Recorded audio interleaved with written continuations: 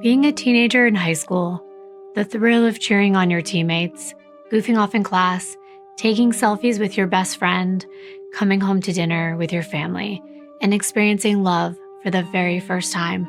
High school has its ups and downs for everyone, but for two teenage girls, everything went downhill when a killer walked through the open gate.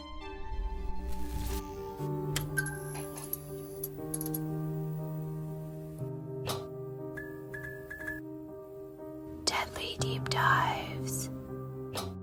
Hi everyone, welcome back to my channel. If you've never been here before, my name is Kimbyrleigha. Nice to finally meet you. Today's case is set in South Africa, and I have been wanting to cover it forever because South Africa is on my bucket list, and there are a lot of you that live there and watch my channel, so thank you. Actually, this case was on my suggestion list, and it was submitted anonymously by one of you, so thank you. And if you want to recommend a case, there is a link down in the description box. Now let me take a moment to dedicate this part of the video to my dog's favorite food brand and our sponsor for today, and that is Sundays. I've told you about them before, and I'm always excited to share. I know those of you who are loyal subscribers know that I have two dogs that are like my children, and I'm sure a lot of you can relate. In case you haven't met them, I've got little Dexter. And yes, he was named after Dexter Morgan, the serial killer from the TV show. He's 10, and his brother is little but older. He's our little old man Kingston, the other love of my life, and he just turned 14 on February 9th. I can't believe it. I found Sundays because John and I try so hard to do everything we can to give both Kingston and Dexter the best quality of life possible, and that includes the best diet. Sundays is fresh, gently air-dried dog food made from a short list of 100% human-grade ingredients, ones you can actually pronounce and recognize, and it smells like real food. My dogs love it. They think it's a treat every single time.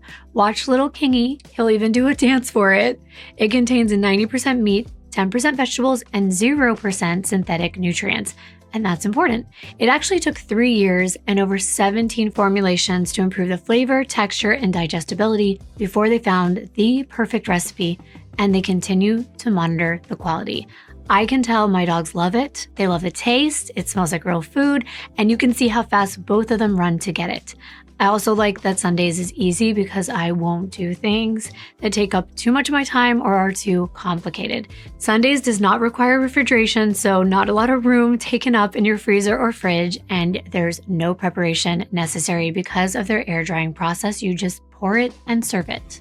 I know making a change can be a very big decision, which is exactly why Sundays was nice enough to extend a special discount so you can get started by getting 50% off your very first order by clicking my link below. And I just want to thank Sundays so much for sponsoring today's video. So before I get into this, I know you just went through listening to our sponsor, but I don't know if you've heard the big news. But John and I have made a big announcement on Instagram and also our new lifestyle channel here on YouTube called Actually Us. I don't want to ruin the surprise for any of you or take up any more of your time in this video, but if you want to know a little bit more about what's going on, it might actually explain some things that have been going on with me, and it'll click for you, but you can go below in the description box and there's a link to that channel and also my Instagram below. But now let's get into the case for today. And as usual, please go easy on me. I am doing my best with all of the names in this case, especially considering they are South African and they are new to me. So kindly, I know you will, but kindly correct me if I get something wrong. But don't hold it against me. I'm new to learning things. I make mistakes. I'm human. South Africa is beautiful. It has oceans, canyons, mountains, deserts, and tons of wildlife. I'm talking elephants, whales, and yes, even penguins. South Africa is also a country with a long and fraught history. It was originally colonized by the Dutch in the mid-1600s, occupied by the British until the 1900s, and under a brutal apartheid until 1994. And that is when Nelson Mandela was elected the first president, representing the African National Congress. South Africa was divided into provinces, and today's case is set in the province of Northwest, in a tiny cattle farming town called Stella. The name Republic of Stellaland was coined in 1882 after a war was fought on the territory. A group of white mercenaries who won the war were given farmland as their war prize. And 150 years later, Most of the land has been passed down through families for generations. The entire country is only 7% white, and only 14% of the population speaks Afrikaans as their first language, and I find that fascinating. But the population of Stella itself is 70% white Christians who speak Afrikaans, which is the third most spoken language in South Africa after Zulu, which is the most popular language spoke, and Xhosa, I think I'm saying that right, which is the second most popular. Stella is on National Route 18 between Mafikeng, the capital of Northwest, and the city of Vryburg. It has 1,000 residents, mostly cattle farmers, one pub, one primary school, and one secondary school. So it is quite a small community, comparatively speaking.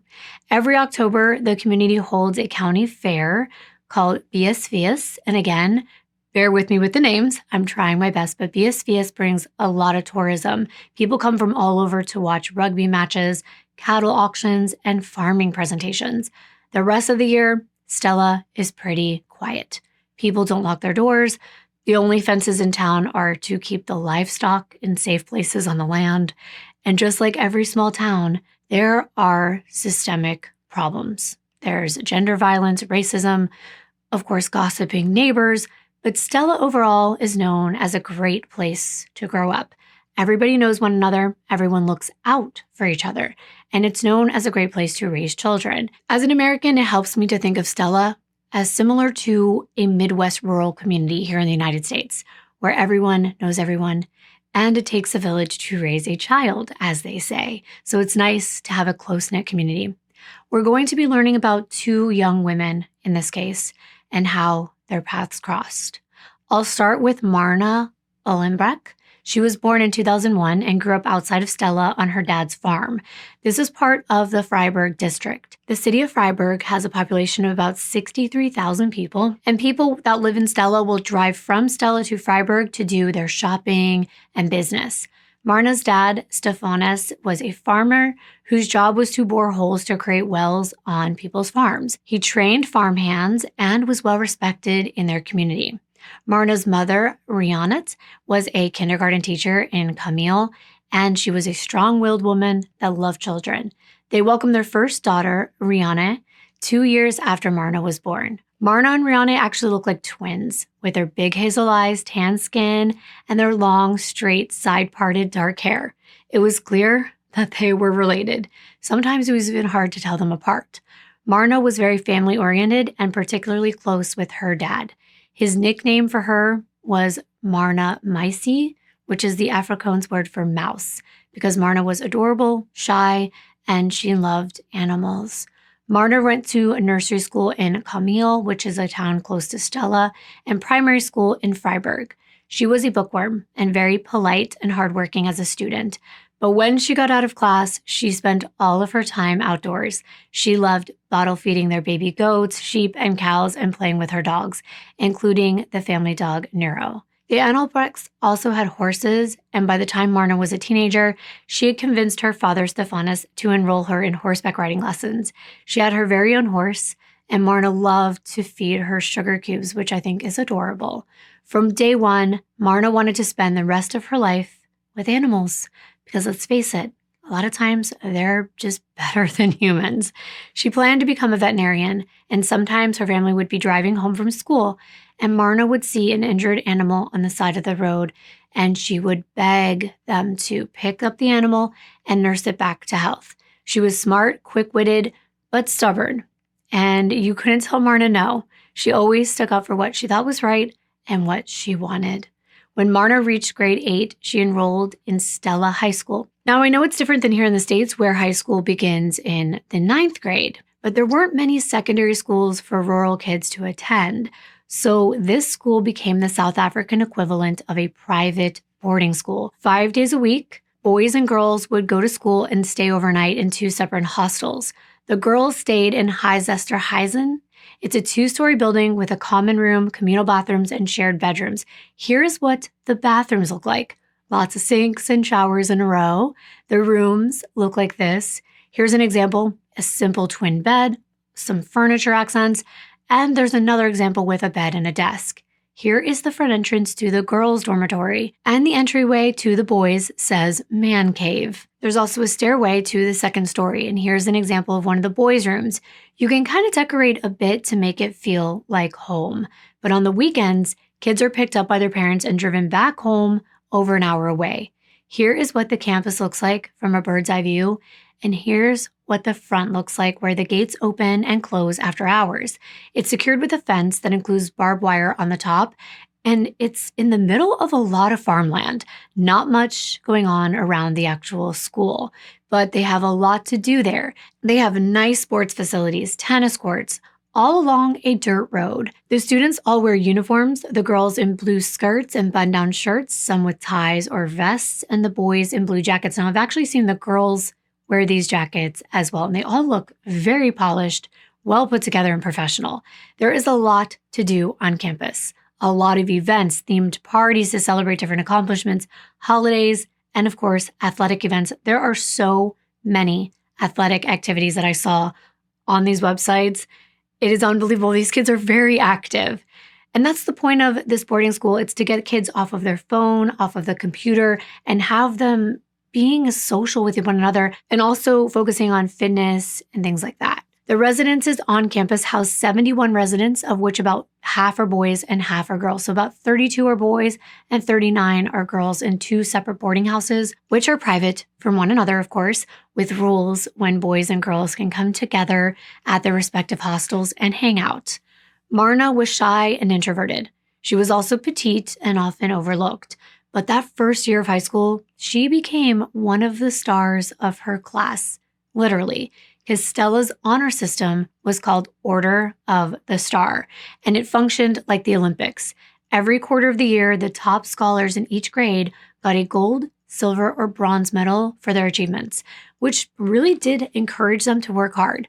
Marna got the bronze medal several times. She studied hard and excelled in science and math. She began hanging out with a girl in her grade. This is the second young woman I'll be introducing you to in this case. Her name is Sharnelle Hough. Sharnelle was Marna's complete opposite. But you know what they say, opposites attract. And Sharnelle had blonde hair, pretty big green eyes, and a really bright and beautiful smile. Sharnelle was very outgoing. Marna and Sharnelle clicked like puzzle pieces though. It was no surprise because actually they already knew each other.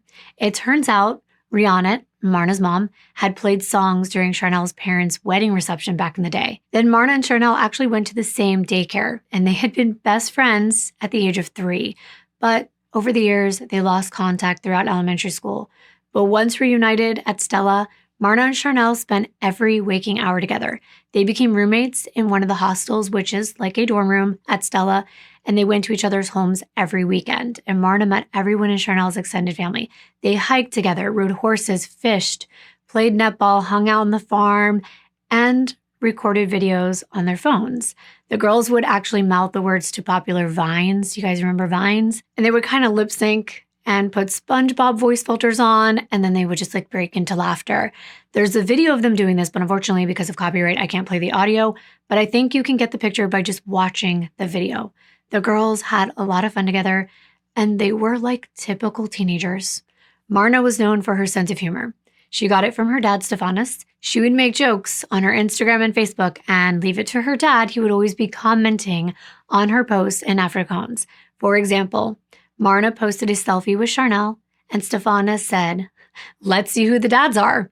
They must be pretty handsome." So I think you can understand their humor. By the time Marna and Sharnelle reached the 11th grade, they were a package deal. Whenever you saw one, you saw the other. It was expected that they would always be together. Marnelle actually said, quote, "We've been friends for so long, I can't remember which one of us is the bad influence," end quote. And they were always joking and laughing together. I'm sure you have had a friendship like this at some point in your life. I know I did when I was in high school. My best friend's name was Alicia, and we were a lot like Marna and Sharnelle. It brings back so many memories of how carefree life is at that age. Tell me a memory of you and your childhood best friend. It's always nice to be able to look back. I'm going to take this opportunity to tell you more about Sharnelle Hough. She was born on March 8th, 2001 to Ronnie Hough and Sonia LaBrue Hough. Sharnelle's nickname was actually Lala or Lolly. She went by both. and her Instagram handle was Sharnelle Lolly. I'd never heard this nickname before, so I had to look it up, and I couldn't find anything specifically that mentioned what it meant, but in North Africa, Lala means lady or queen. So perhaps it was related to that. And in other cultures, Lali means you talk a lot. You tell me if you're from South Africa and have heard this nickname and can offer a meaning. Sharnelle was the only child, and she grew up on her father Ronnie's farm in Delaraville. I'm probably saying that wrong. Ronnie grew potatoes and owned cattle, and he was a feed supervisor. I also didn't know what that meant. I'm always curious about things like this. Ronnie would make food for animals, take samples, and then send them to labs to ensure the quality control. He managed several employees and was in charge of inventory. He was a busy guy, so busy that him and his wife Sonia ended up getting a divorce when Sharnelle was quite young. But despite their parents' separation, Sharnelle had a very strong relationship with both of them. Sonia ended up moving to a town called Koster, where she worked at a holiday resort. And on weekdays, Sharnelle lived at Ronnie's farm growing up. Every Sunday, she would have a long phone call with her mom, and 1 weekend a month, she would drive the 3 hours to Koster so she could hang out and have mother-daughter time. Ronnie ended up getting remarried, and his new wife's name was Anna, and she had a son named Estienne, who was 7 years younger than Sharnelle. And she had always wanted a younger sibling. So she and Estienne spent their days outside. They would go fishing and playing sports while Sharnelle talked his ear off. Another reason I think that Lolly could have meant talkative. The closest person Sharnelle had to a sister was her cousin, Lynn Mari. And Lynn Mari was 3 years older. They made lip-syncing videos together, just like with Marna. And that was the cool thing to do in 2014. And honestly, not much has changed with TikTok these days. It's still going on. When Sharnelle went to Stella High, which was 45 minutes away from where her father's farm was, and 2 hours away from Koster where her mom lived, Ronnie was sad that his little girl would be gone 5 days out of the week. But Sharnelle loved being independent, but she also loved her family. So her stepmother would pick her up every Friday like clockwork, and Sharnelle would walk in the door and say, "What's for dinner?" And then she would spend the rest of the night with her dad. When Sharnelle reconnected with Marna, Ronnie was thrilled. Having Marna in the house was having a second daughter around. The girls were so close that when Sharnelle would go to bed at her house and Marna was there spending the night, Marna would go downstairs to chat with her family. Lynn Mari said that Marna and Sharnelle were hilarious. They always cracked each other up and cracked everyone else up as well. Sharnelle was also very popular. She was gorgeous, and she stood out with her long blonde hair and her deep tan because she spent a lot of time outdoors in the sun. She loved hiking, horses, and taking pictures of nature. She actually wanted to be a professional photographer. Her dad thought that she should be a model, that she should be, in front of the camera, but Sharnelle was not interested. She thought that would be a lot of traveling, and Sharnelle wanted to stay close to her friends and her family. She was sporty, sweet, good-natured, and had a childlike enthusiasm for everything she did, and she was very spontaneous and saw the best in others. Sharnelle was also a people pleaser, which could be looked at as a bad thing, maybe as a flaw. She didn't like conflict, so she did have the tendency to prioritize others before herself to keep things drama-free. Marna and Sharnelle were a lot alike. They were best friends after all, but they were fundamentally different. Marna was quiet, funny, and had a stubborn streak. Sharnelle was bubbly, bright, and agreeable. I think in some cases there's a tendency to call the two best friends the girls, and I'm really trying not to blend them together because it's important that you know them as two individual people and you get to know Marna and Sharnelle for who they were. But the more time you do spend with someone, the more you do take on some of their characteristics. In March of 2017, 16-year-old Sharnelle met 17-year-old Xander Bijlsma. Sharnelle liked that Xander was tall, and she thought he was handsome and he played rugby, but he was also quiet and very mysterious. But when you got to know him, he was charming. Xander was immediately infatuated with Sharnelle. He treated her like a queen. He'd do anything for her. They started dating, and Sharnelle brought Xander home to meet Ronnie and her stepmom, Anna, and they liked him. Xander was polite, he was respectful, and he helped out around the farm. Sharnelle's cousin Lynn Mari noticed that Xander would do anything for Sharnelle. If she called him and he was an hour drive away, it didn't matter. he would drop everything he was doing to come meet her. They also liked that Xander was close with his mom, Marcia, and they went to the same church as the Houghs, a Dutch Reformed church in Launa. So the families were actually pretty close. And funny enough, Xander was related to Sharnelle's BFF, Marna. Yes, it is a coincidence, but Xander's mom, Marcia, was cousins with Marna's mom, Rhiannon. And that meant that Xander was Marna's second cousin. But just so that I'm not confusing anything, he's not dating a second cousin. He's not. Marna is not the one dating Xander. It's Sharnelle. Just wanted to clear that up before you thought that that's where I was going with that. But growing up, Marna never actually hung out with her second cousin. But now that Sharnelle and Xander were together, all three of them were inseparable. Of course, Marna approved of Sharnelle's choice in a boyfriend since Xander was her cousin and all of that. So I'll give you the rundown on Xander. Xander's parents, I told you his mom's name was Marcia, and Monty is his father, and he used to be in law enforcement. And Marcia worked in farm administration. They got divorced when Xander was in elementary school, and he moved to Monty's farm near Freiburg. When Xander met Sharnelle, he was finishing up his senior year, which is known as the matriculate year, or matric, in South Africa. He liked fishing, hunting, wearing camo a lot, and Sharnelle thought his style was cute, and she often liked engaging in deep conversations about growing up with divorced parents and their plans for the future. But after about 6 months of dating, the honeymoon phase was over, and Sharnelle started to see through the cracks. Xander could come off as a bit possessive. He didn't like when Sharnelle hung out with her friends instead of him, and Marna was confused why Sharnelle wasn't inviting her over on the weekends anymore. She felt like Xander was kind of isolating Sharnelle from her loved ones.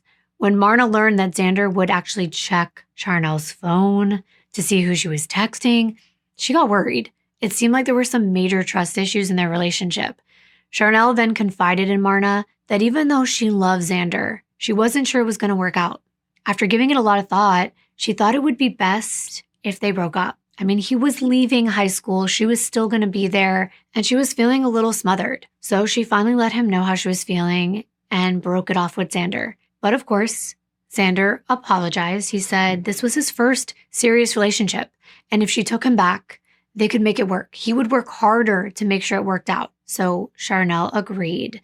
But over time, the relationship became on again, off again, back and forth, and Xander still acted jealous and controlling. Sharnelle decided that the relationship was toxic, but each time she would try to break it off, Xander apologized. And they both truly cared for one another and loved one another. It's hard when you're young. It's really hard to make that decision on what to do. You don't really want to lose the person, but you also know that maybe it's not the best. At Stella High, there's also this very big ceremony called Matric Farewell for the seniors. It's basically prom. And wow, do they go out each and every year. There's always a theme, and students spend a lot of time decorating and preparing to go to this. The girls would be dressed up really fancy, the men in sharp-looking suits, and they'd pull up in fancy cars too, so they went all out. And Xander and Sharnelle were on an on period during the time that this was going on. So when Xander invited Sharnelle to be his date, she happily agreed, which would be an exciting occasion because it wasn't her time yet. It was Xander's, and she was excited to go. In September of 2017, Sharnelle went to Coster to pick out a dress with her mom. She found one that she was obsessed with. She felt like Cinderella dressing up for the ball, which really sounds perfect for this event considering some of the dresses I saw from over the past few years before her. I'm going to show on the screen a few of the ones that caught my eye. But when Sharnelle told Xander that she had already bought a dress, Xander was kind of put off by it. He told her he already got a dress designed and custom made for her. He told her it was because he didn't want her to worry about the little details. So Xander asked Sharnelle to show up in her regular clothes without makeup or jewelry on. And Sharnelle agreed. And she showed up without her magical dress. It was still hanging in her closet. Then Xander's mom, Marcia, did Sharnelle's hair and some light makeup. The new dress was actually beautiful. It was a black lace dress. I have a picture of Sharnelle wearing it and Xander in his blue suit jacket, and they look stunning. But I have nothing to compare this dress to, so I don't know what Sharnelle's looked like, the one that she wanted to wear. And I have to say, the dress is gorgeous, but if you look at some of the other dresses, women really do go all out.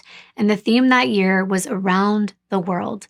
They decorated with things like the Eiffel Tower, the Statue of Liberty, and as the students came inside through the red carpet, they were actually boarding a plane, Air France. You can see it in the back of this picture. Xander and Sharnelle made their way towards the entrance. Some students putting on the event were dressed as flight attendants and captains, and the sign said Gate 12, now boarding. Inside, each table is decorated as a different country, and it appears from the sign outside that Xander and Sharnelle sat at the London table. I also think that Xander's parents were in attendance. I think the parents of all of the seniors actually come to this event, but they don't sit at the same table. His parents were sitting at the Egypt table, and they had a great night. There's somewhat of a fashion show at this event where everyone shows off their outfit. Here's the couple coming inside, arm in arm, and then later Xander's on stage. But I didn't see a picture of Sharnelle, so I was thinking it was just the graduating class that walks the catwalk while the crowd blows bubbles. I told you, it's quite an occasion. But for many young women, occasions like this, like dressing up for homecoming or prom, is usually more fun than the actual event itself, getting ready with your friends, doing your hair and makeup. And Sharnelle was independent. She had no problem dressing herself or picking out her own special dress. So Xander's actions actually rubbed her the wrong way. It seemed like a sweet gesture, but given the history of Xander's possessiveness and jealousy, it could be a way to make sure she wasn't dressed in a way that he didn't approve of. And sure enough, the rest of 2017, Sharnelle and Xander's relationship went rapidly downhill. They started having fights about none other than her makeup and clothing. But through all this, Sharnelle was always positive. She never said anything bad about Xander to her parents or her friends. Sharnelle eventually did confide in her best friend, Marna, that she wasn't happy. Marna told Sharnelle to break up with Xander for good. Get it over with. He's not good for you. And in December, Sharnelle posted on Facebook. She said, quote, "When you give your heart to someone, remember to keep a piece for yourself too," end quote. And in January, she ended her and Xander's 11-month relationship. Sharnelle was actually finally over him. He was old news. But Xander was in denial that the relationship was truly over. He graduated in December, but he called and texted Sharnelle every day. Sometimes he would show up at Stella High to talk to her. Now, she didn't block him or anything like that because she didn't think it would do anything but make him upset. But she felt like Xander was starting to act kind of crazy, and she felt like she dodged a bullet. Over time, Sharnelle and Marna started hanging out with other groups of friends, and they started hanging out with their friend Brandon Victor, another rugby player from Stella, and they'd known each other since they were 13. Brandon was in his senior year. He was handsome, smart, and athletic. It was known to almost everyone that Brandon had a crush on Sharnelle, but he never wanted to be disrespectful or ruin her relationship with Xander or ruin their friendship, so he always tried to keep it quiet. But now that Sharnelle was single and spending time with Brandon, she was also starting to have feelings for him. She trusted him. She confided in him when Xander wouldn't leave her alone, and Brandon was patient and protective about the whole thing. Though, like most rugby players, he definitely had a rough streak, and Sharnelle was cautious. She didn't want to jump into anything new, so she tried to let things grow naturally, which they did. And by May of 2008, Brandon and Sharnelle started holding hands, and they were more than friends. But they weren't ready to admit it to everyone. Sharnelle wasn't exactly 100% over Xander. It happens. It takes time.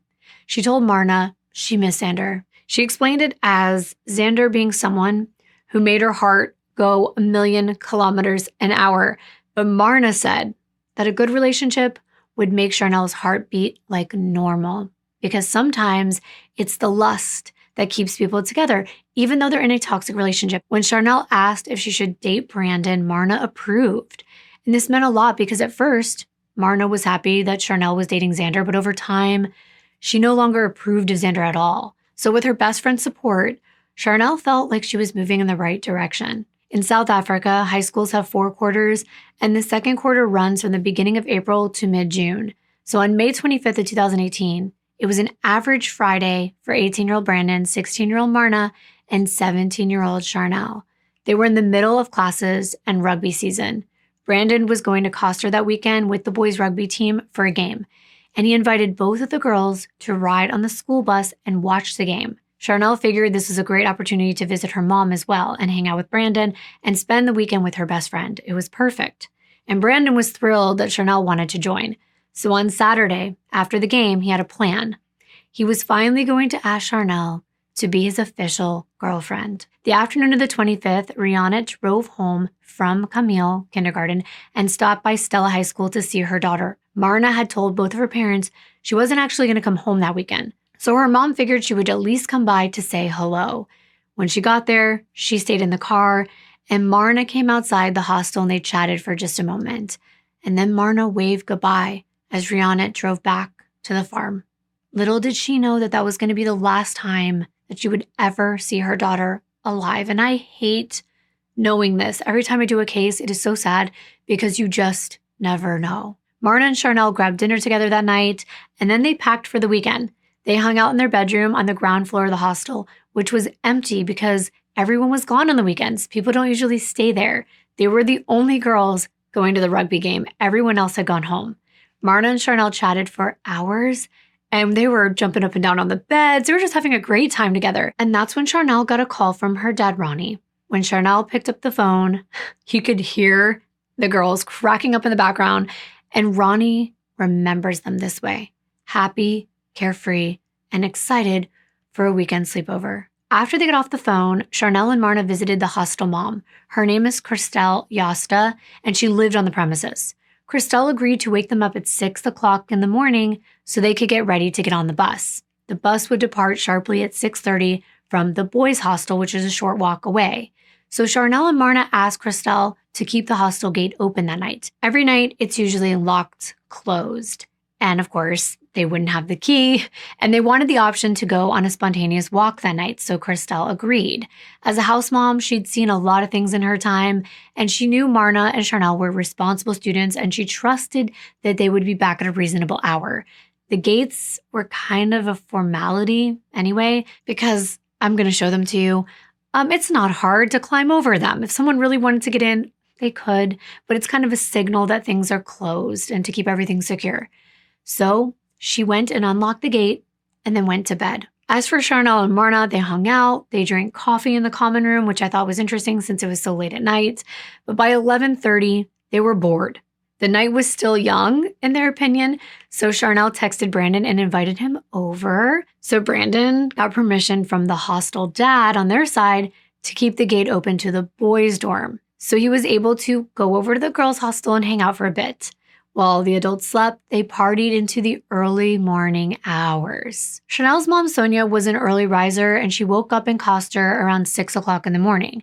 When she checked her phone, she saw a text from her daughter. Sharnelle wrote in Afrikaans, "Mommy, I just wanted to say that I love you, Mommy, and I'm sorry." The thing is, the word sorry was spelled wrong. Sonia looked at the time that this text message was sent, 4:17 a.m., and she wondered what in the world was Sharnelle doing awake at that hour? And why would she be apologizing? Something seemed off. Sharnelle never misspelled words. She always checked to make sure her texts were spelled correctly, and she never sent a text at 4 o'clock in the morning. Sonia tried calling her daughter multiple times, but Sharnelle never answered.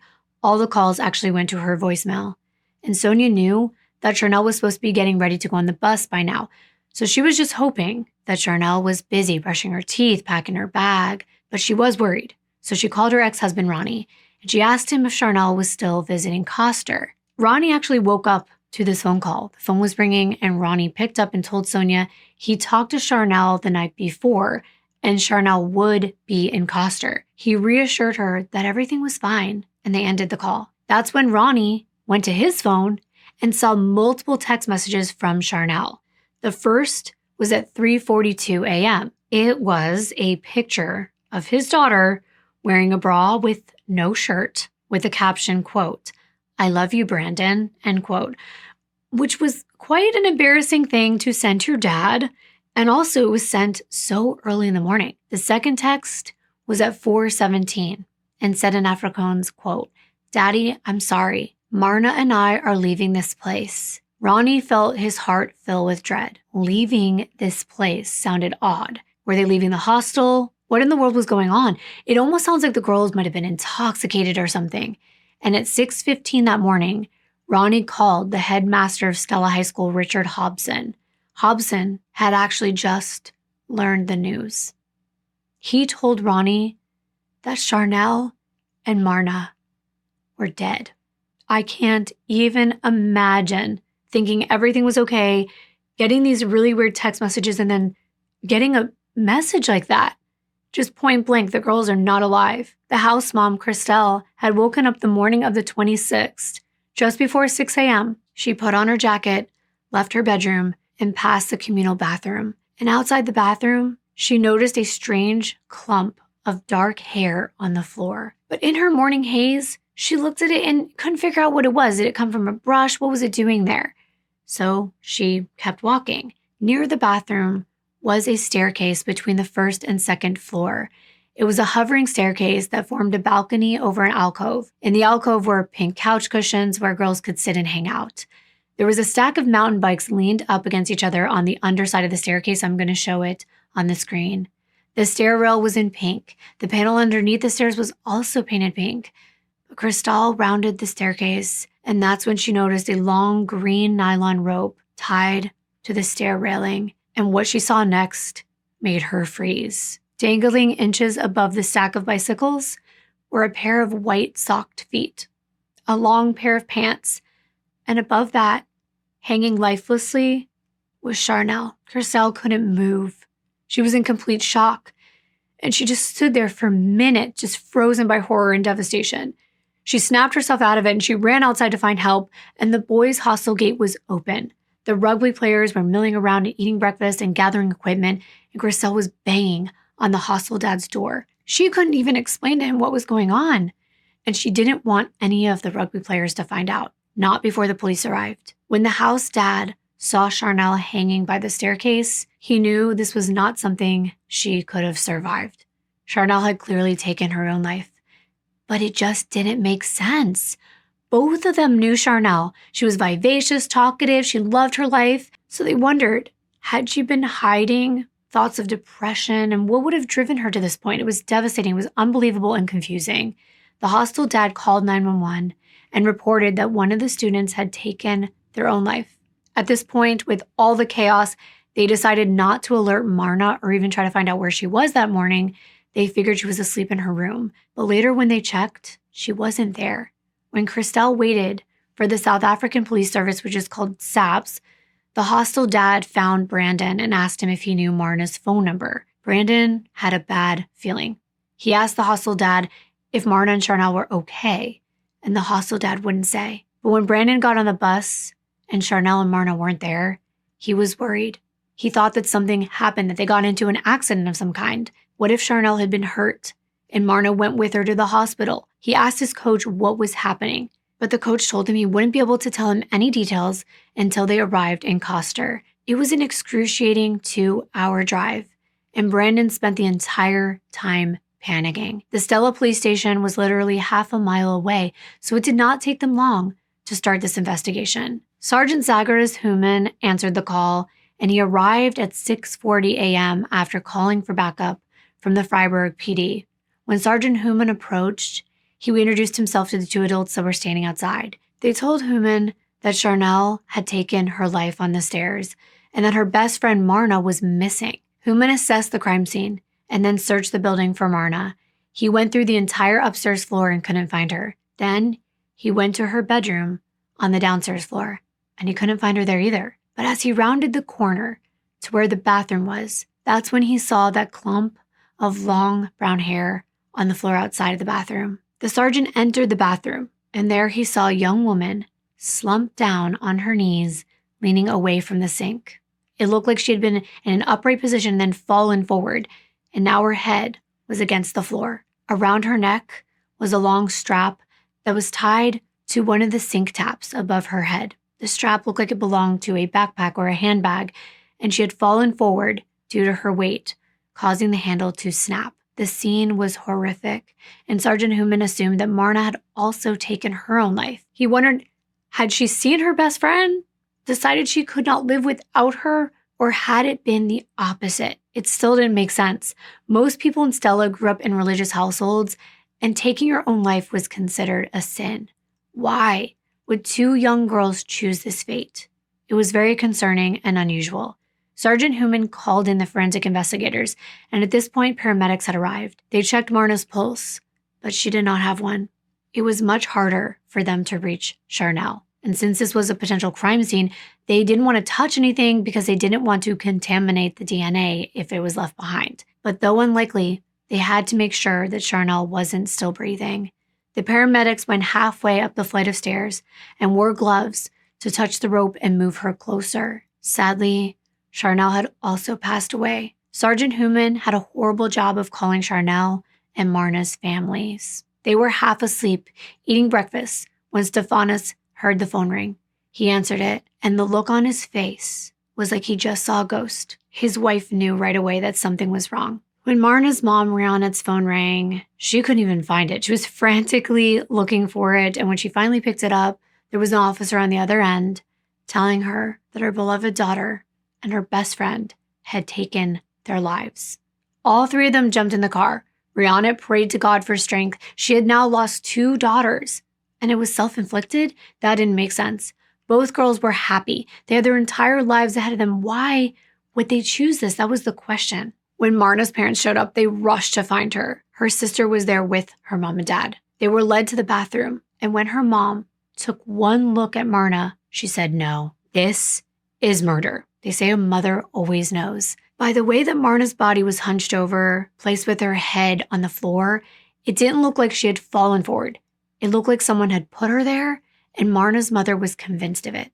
At the same time, Ronnie was making phone calls. He found out about the death, remember, from the head of the school. First, Ronnie called his brother Louis, the dad of Sharnelle's cousin Limari. Ronnie lived 45 minutes away from Stella, and Louis lived much closer. So he asked his brother to please drive over to the high school and be there while paramedics and police arrived. So Louis agreed and called Limari to tell her the news. Then Ronnie called Sonia. Sonia had been worried sick for 45 minutes, and she immediately picked up. When Ronnie revealed that their daughter was dead, I can't even imagine the wall of grief that hit her, knowing she would never hear Sharnelle's voice on Sunday afternoons ever again. Sonia and Ronnie hopped in their cars, and they drove to the scene. Though Sonia had a much longer drive ahead of her, that 2 hours from Custer. Louis got there in 20 minutes before anyone was there, and he went inside to see Sharnelle. 2 more police officers had arrived, and they were calling this an unnatural death investigation. When Louis saw his niece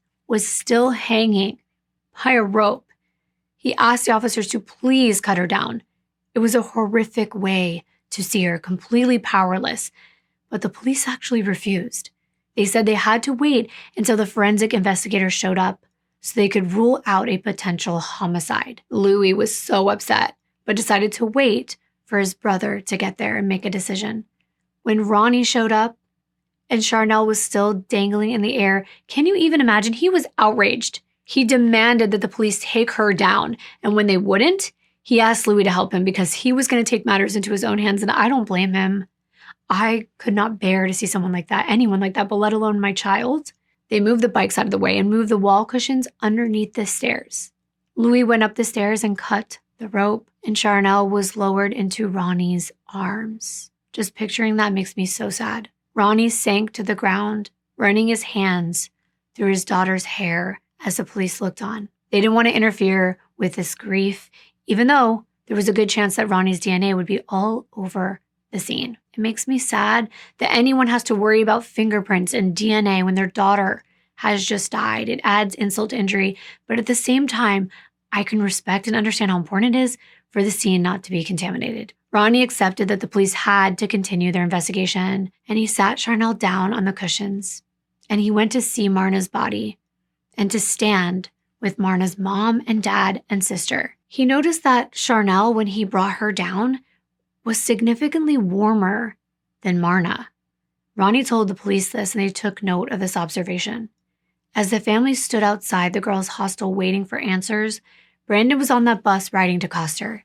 He texted and called Sharnelle over and over, and she never picked up. When they arrived at the rugby field, the coach lined up all the players. Brandon sat horrified as his coach told them that Marna and Sharnelle had died of what they were saying were unnatural causes. But that was it. No why, no how, and what did it mean to die unnaturally? Brandon just felt not only sick to his stomach, but heartbroken. Tonight was the night that he was going to ask Sharnelle to be his girlfriend. He had been waiting over a year for that moment, and now it was ripped away from him. It seemed unreal. Brandon didn't know the allegations that the girls had taken their own lives. He thought it was just unnatural causes, like something happened to them. If he did hear it was self-inflicted, he didn't believe it for a moment. He had been hanging out with the girls 6 hours before this. Unnatural to him meant it was a murder. Brandon called Ronnie and told him that he suspected Xander right away. At 11:30 the night before, he had gone to Sharnelle and Marna's bedroom. He told her dad they held hands, they danced to music, and Sharnelle even, I know this sounds gross, was helping him get rid of some acne on his back. Brandon was having a great time, but Sharnelle's phone kept ringing and getting text alerts. It was just blowing up nonstop. So we asked her who was messaging, and Sharnelle said it was Xander, and they tried their best to ignore it, but the phone calls were distracting. And at midnight, Sharnelle finally answered, putting the phone on speaker. Marna and Brandon went completely silent, just listening. And Xander's first words are you alone, in Afrikaans. Sharnelle said yes. Xander said he didn't believe her and asked her to walk into a different room. So Sharnelle walked out of the bedroom and right back in, but making sure her footsteps were as loud as possible. So Xander thought she was by herself. Then Xander asked if she wanted to go out for a late night meal, and Sharnelle said no. Xander asked if he could return some of her clothes, and again, Sharnelle's like, no. She would just send Ronnie to go pick up her clothes from Monty's farm. But Xander said he was going to be busy for the rest of the week, and he wasn't sure when he was going to see Sharnelle again. So he invited himself over to the hostel, asking if the gate was open. Brandon described the scared look on Sharnelle's face when she realized the gate was open. She said the gate was locked and don't come over. But Xander would not take no for an answer. He said he would break open the gate if he had to. She told Xander if he was so insistent on bringing the clothes, that Marna could actually go meet him downstairs at the window. Then Xander called her a B-word, and right before he hung up, he said, "You're going to be sorry when you see what I do tonight." Those words scared Sharnelle. She actually started to cry. Brandon knew that when Xander had been in a relationship with Sharnelle, he had threatened to take his own life if she ever left him. He'd do this to manipulate her into staying with him, and now they figured he was threatening to hurt himself again. So Brandon offered to stay over in Sharnelle's room and take the backlash or the punishment from the hostile mom. He also suggested they wake up the house mom and lock the front gate. But Sharnelle told him not to worry. If Xander showed up, she would just stay in her room and ignore him. At that point, Marna, Brandon, and Sharnelle were all scared, but they were tired. They had to get up in just a few hours. So Brandon reluctantly left, but Sharnelle insisted everything was going to be okay. She told him everything would be fine. Brandon told all of this to Sharnelle's dad, Ronnie, over the phone. And Ronnie was overwhelmed with emotion, and he thanked Brandon for reaching out. Ronnie knew Sharnelle liked Brandon, and he also knew that Sharnelle had been in a toxic relationship with Xander. But Brandon had been the last person to see both Marna and Sharnelle alive. So was he lying about Xander's phone call to maybe remove a target from his back? And was Xander really capable of murder? Ronnie wasn't sure what to believe.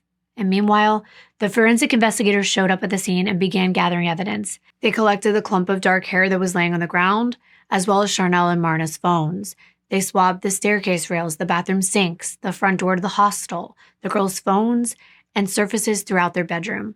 They analyzed the rope and the handbag strap. It was anyone's guess as to what happened here. Had Sharnelle and Marna let someone in, and that person ended up harming them, or did they have a pact to end their own lives? Captain Marcus Ferreira was assigned to the case, representing the South African police. He learned from talking to Christelle that the gates to the boys' and the girls' hostels were both left open overnight.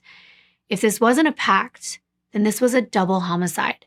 It could have been anyone, a rugby player, a random stranger, or someone in the girls' inner circle. Stella High School knew that the gates had been opened, which could mean they could be sued by Marna and Sharnelle's families for negligence. So the headmaster Hobson panicked. So he decided to call a private investigation firm in Hartswater, and PI Christopher Saunders was assigned to the case. He was hired to find out what happened and to serve justice. But at the end of the day, he was working for the headmaster, and he was going to do everything possible to prove Stella was not responsible for these deaths. The families were still outside the hostel and speculating about what had happened. All of them thought this was murder. When Ronnie got the phone call from Brandon, he repeated Brandon's story to the group. He told them what Xander said, that they're going to be sorry when they see what he does that night. Stefanos heard this and recalled a conversation that he had with Marna in March of that year. Marna had told him that Xander was stalking Sharnelle. Even though they had broken up and he no longer went to Stella, he would show up there. And Marna always came to Sharnelle's defense. She even texted Xander that if he didn't leave her best friend alone, she would tell her parents about Xander's behavior, and all this information would be taken to the Freiburg police. That's when Xander went off on Marna. He texted her, insulting her, leaving her vulgar comments, even referencing her genitals, which was inappropriate. He said Marna had too much control over Sharnelle's life, and that she was the one who convinced Sharnelle to break up with him. He told Marna to stop messing with his relationship with Sharnelle or else. Marna showed Stefanos the text message chain, and Stefanos didn't like that Xander was threatening his daughter and calling her names, though at this time he considered this just teenage drama. But Marna said she was scared, so Stefanos decided to fix it himself. He called Xander and politely told him not to call his daughter names. Stefanos had met Xander several times, and the teen was always respectful, but this time, Xander got angry with him, and he cursed at him, and he yelled, and he's like, "You can't tell me what to do." And Xander even told him if they didn't leave him alone, he would resolve this issue with his gun. And Stefanos couldn't take him seriously. He was trying to use a gun over a breakup. When the call ended, he recommended 3 things: that Marna block Xander, that Sharnelle should keep telling him no until he got the message and left her alone, and third, he said, let sleeping dogs lie. I think most of us know what he's saying is just try to ignore him and don't fuel his fire. And I don't like to judge people's advice to their children. After all, I don't think Stefanos thought that this would truly escalate. Hindsight is always 20/20. And I'm guessing he hadn't been in the situation before. But now standing outside the hostel, all Stefanos could think about was this conversation. Maybe Xander had followed through with his threat. Stefanos took the family car and headed in the direction of Xander's father's farm with the full intent to confront and even shoot Xander if he had to. Since Xander had graduated, he'd been living and working for his dad, so he knew where to find him. And 10 minutes after Stefanos left, private investigator Chris Saunders arrived. He was given a full tour of the crime scene. Marna and Sharnelle had been taken to the hospital by now, but he was given a rundown on how they had been found. Then he interviewed Ronnie, Sonia, Rionette, and Rihanna. Detective Saunders learned about the strange text messages that Ronnie and Sonia had received earlier that morning, one of them mentioning Brandon by name. He also learned that nobody thought this was self-harm. Everyone thought the perpetrator was Xander, but everyone confirmed that Brandon had been the last person to see Marna and Sharnelle, which made him a person of interest. The only person missing was Stefanos, and all of them said he was going after Xander, and he brought a gun. Rihanna was convinced that he was going to do something he regretted, so time was of the essence. Saunders actually took off for that farm, and when he got there, he turned on a voice recorder because as a private investigator, Saunders always did his best to collect as much evidence as possible. He wanted to document the day to remember his suspects and their alibis, but he never used these recordings as evidence in court. When Saunders pulled up outside the farmhouse, Stefanos and Monty were 30 minutes into a screaming match, and Xander was in a slumped position near the wall. Stefanos was brandishing his gun at both of the men, accusing Xander of murdering his daughter and her best friend. Now, Saunders had to do his best to de-escalate the situation. He said he was law enforcement and not there to accuse Xander of murder. Instead, he wanted to make sure that Xander was safe. If the town of Stella thought Xander was responsible, he would be in danger. The police wanted to keep him safe, and they wanted Xander's statement. Stefanos calmed down. He agreed that having Xander under supervision of law enforcement was the right move. So he left, and Xander agreed to go with Saunders into the police car, but he was walking slowly, kind of acting like he was under the influence of something. Saunders asked Xander's dad, Monty, if it was normal for his son to be sleepy and slurring his words, and Monty said Xander was in shock. He asked him if he could drive Xander to the station himself, but Saunders insisted that he drove him, and Monty understood that he was only doing his job. Saunders promised to keep Xander safe. Then Monty said something concerning. He said he didn't have an alibi for Xander. He'd seen his son leave at 6:30 p.m. on Friday night and came back to his farm at 6 o'clock Saturday morning, though he might have been at his mom's the whole night. So considering he didn't think he had an alibi, Monty asked if he should hire a lawyer, and Saunders said yes. And I've said this many times, but it's always smart to hire a lawyer even if you're innocent. Xander sat in the back seat, and Detective Saunders began the long drive back to Stella while Monty followed behind in his car. Saunders asked Xander why he seemed intoxicated, and Xander just responded that he was stressed. He said Sharnelle's cousin, Lamari, called him at 7 o'clock in the morning and told him that Sharnelle and Marna had taken their own lives. Sharnelle had been the love of Xander's life, and Marna was his second cousin. He said he was just grieving. Saunders began using the Reed technique of interrogation. That's a 3-step process where the officer presents all the facts of the case, gives a psychological theory on why a perpetrator might have done this, and then the person being interviewed starts to open up and share. They present alternative questions. For example, the officer could ask, "Did you plan to kill the person, or did it just happen in the heat of the moment?" I'm sure all of you have heard either a show or a real interview like this. But these kind of questions imply guilt. And either way, the answer will produce a confession. The Reed method, when used on younger people, though, can result in false confession. And I want you to keep that in mind as I relay this conversation. If you watch a couple of my previous videos, we've covered false confessions, so you should know or have some knowledge that they do occur. But this message can also elicit a real confession, which is why it's used. So Detective Saunders asked Xander to provide his alibi, and Xander said on Friday night he was bored. His closest friend worked abroad in the US, so Xander was feeling isolated, and he visited another friend of his named Petey. They drank together with some of Petey's Stella friends until about 10:15 that night.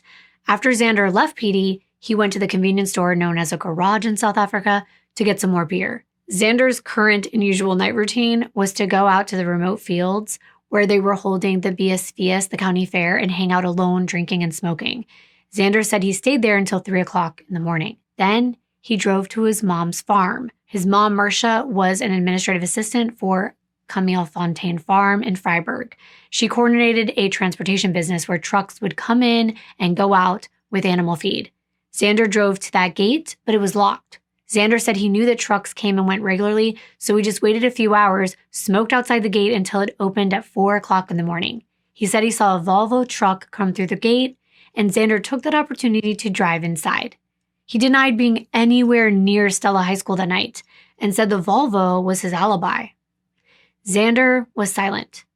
And then he told Saunders that when Stephanus chewed him out, Stephanus mentioned a video of the crime scene. This is actually standard policy for investigators to take a video documenting everything at the scene the way they found it. He said by bringing up this video, Stephanus was implying that the girls did not die by self-inflicted wounds and that Xander was a murderer. And Saunders agreed there was a video, and that's when Xander said, "Can I see it?" But Saunders let him know it was illegal for him to show Xander that video. But why would Xander want to see a crime scene where his ex-girlfriend and his second cousin had died? Kind of morbid, but maybe he thought he could offer an opinion since the investigator was asking him what he thought. Like, if a killer had done this, why do you think they would do it? Or how do you think this occurred? That's part of the Reed technique. Saunders told Xander to be honest with him. Did he really not go to the hostel that night? Now Xander said he didn't know. He says he wasn't sure what happened because there had been a few hours between drinking in the empty field and going to his mom that were unaccounted for. So Saunders asked him, "Do you not remember, or do you not want to remember?" And at this point, Xander started to fall asleep. Saunders told him to stay awake. This is important. And that's when Xander switched his story. Now he said he had gone to Stella High School that night. He went to the girls' hostel to fix things with Sharnelle. He wasn't sure what time since he'd been drinking and didn't look. But we know that Brandon left in the early morning hours around 1 a.m. So that meant it had to have been probably sometime afterward, maybe around 1:30 or 2. Xander said that Sharnelle came out of her room to meet with him and smoke, and they sat on the staircase. They started talking, and that's when Sharnelle confessed to him that she was dating Brandon. But she said she was still in love with Xander. Xander told Saunders that he asked her why she couldn't just be with him. And Sharnelle said that everyone in her life thought he was toxic and that the relationship wasn't good. And she couldn't convince her friends or her family that they should be together. Xander said that he was, of course, upset. He thought that Marna and Sharnelle's parents were standing in the way of their love. It was like Romeo and Juliet. And he trailed off. And Saunders explained to him exactly how the girls had died. He said that Sharnelle was hanged with a green nylon rope and that Marna had the strap of a handbag around her neck. And Saunders asked, "Did you hang Sharnelle?" And Xander said no. He asked, "Did you strangle Marna in the bathroom?" And Xander again said no. He claimed to have left as soon as Sharnelle told him that she was dating Brandon. But now we get to the accusatory interview tactics. Saunders told Xander he would need a good lawyer. He told Xander to tell the truth. Xander asked in Afrikaans, "What would I need to say in order to get shot?" And what I think he meant by this is, what do I have to say in order to be guilty so I could get this over with and they would just take care of me? Saunders said even if Xander confessed, he wouldn't be shot. He'd be safe. But Xander actually asked to be shot. Remember, he was grieving. He had just lost someone that he was obsessed with. But was this more of him knowing more than he was letting on? Xander changed his story again. He said between the hours of 2 a.m. and 4 a.m., he was intoxicated and everything felt like a dream. He said he had a conversation with Sharnelle on the hostel stairs, and that during that conversation, she got cold, so she went to get long pants from her bedroom. That's when Marna walked to the bathroom. Xander then admitted he was mad at Marna. He felt like she was the one who was standing between him and Sharnelle and convincing Sharnelle to date Brandon and not him. He said he noticed a handbag in the alcove, he grabbed it, and he followed Marna into the girls' bathroom. He said he saw Marna washing her hands in the sink. And that's when Xander admitted he punched her and grabbed her hair. Then he wrapped one of the handles of the bag around her throat, and he took her life. Then he attached the strap to the sink to make it look like Marna had done this to herself. Wow. There's a lot of things he said in there that he wouldn't have known if he wasn't there. The hair being pulled. Remember, there was a clump of hair on the ground. The way that she was found, nobody told him that. Then he said he met Sharnelle on the stairs, and at that point, she thought Marna was still in the bathroom. Xander said they again talked about Brandon, but Sharnelle refused to get back together with Xander. So that's when he punched Sharnelle in the chest, and he knocked the wind out of her. And then he strangled her by wrapping his arm around her neck. When she was unconscious, he tied a rope around her neck, dragged her to the railing, and with the rope, he lowered her over the banister until she was hanging with her feet above the bikes. That is just disgusting. And Xander said brutally, quote, "And then I hanged her." Just like that. It was unbelievable. Xander went on to explain that Sharnelle wanted this. What? Well, that's what he said. He said that she told him that she'd accidentally sent her dad a text that was intended to go to Brandon, and it was a photo of her just wearing a bra. Xander told Sharnelle that's why she shouldn't take pictures like that. It was shameful. And Xander told Saunders that Sharnelle was embarrassed and ashamed, and now that she couldn't be with Xander, he said that she was too upset to stay on this earth. Saunders asked, did Sharnelle want to die? And Xander said, yeah, she wanted him to kill her. So Saunders asked if that's why Sharnelle didn't scream to alert the house mom. And Saunders said yes. But remember, this is a theory, this is a technique where he's kind of eliciting this confession, right? He's asking these leading questions and Xander just gets to say yes or no. So he's just following the line of reasoning right here. So Saunders then asked if Xander had gone through Sharnelle's phone that night and sent any messages. And Xander said no. And that's what I was originally thinking. Or that maybe she accidentally sent it and he saw it. But it seemed more likely that this was sent by the perpetrator because it seems so odd. But okay, there's a lot of inconsistencies in this story. First of all, Xander implies that Sharnelle didn't scream because she wanted to die. Not because he just punched her and knocked the wind out of her. Also, why was Marna's clump of hair outside the bathroom and not in the bathroom?